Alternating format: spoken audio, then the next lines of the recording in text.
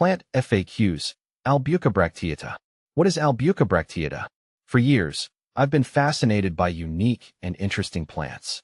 One that recently caught my eye is the Albuca bracteata, also known by the rather peculiar name, the pregnant onion. It's not just the name that intrigues me, but the plant itself, a bulbous wonder with a surprising number of uses. See more 166 species in genus Albuca at monsteraholic.com.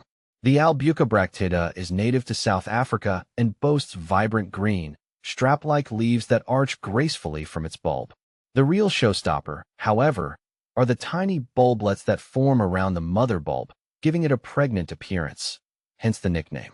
But beneath this quirky exterior lies a plant with a potential for natural remedies. Now, before you get too excited, it's important to remember that I'm not a medical professional.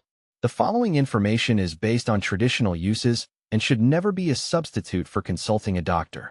That being said, let's delve deeper into the world of Albuca bracteata. How to grow and care for Albuca bracteata. While the allure of its medicinal properties is strong, the Albuca bracteata is, first and foremost, a captivating houseplant. It thrives in bright, indirect sunlight and well-draining soil.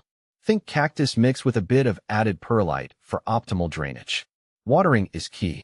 During its active growing season, spring and summer, water deeply when the top inch of soil feels dry. In the winter months, however, reduce watering significantly, allowing the soil to dry out completely between waterings. The Albuca bracteata is a relatively low-maintenance plant. Fertilize it sparingly during the growing season with a diluted, balanced fertilizer.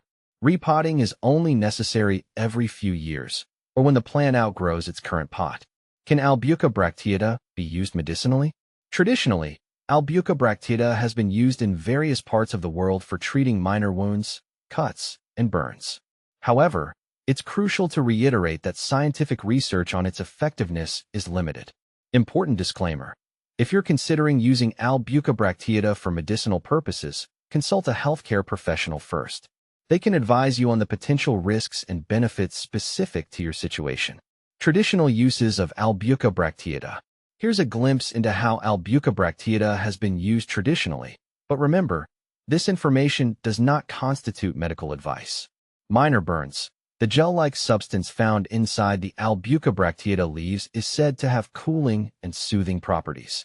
Traditionally, a small amount of this gel has been applied topically to minor burns to reduce inflammation and promote healing.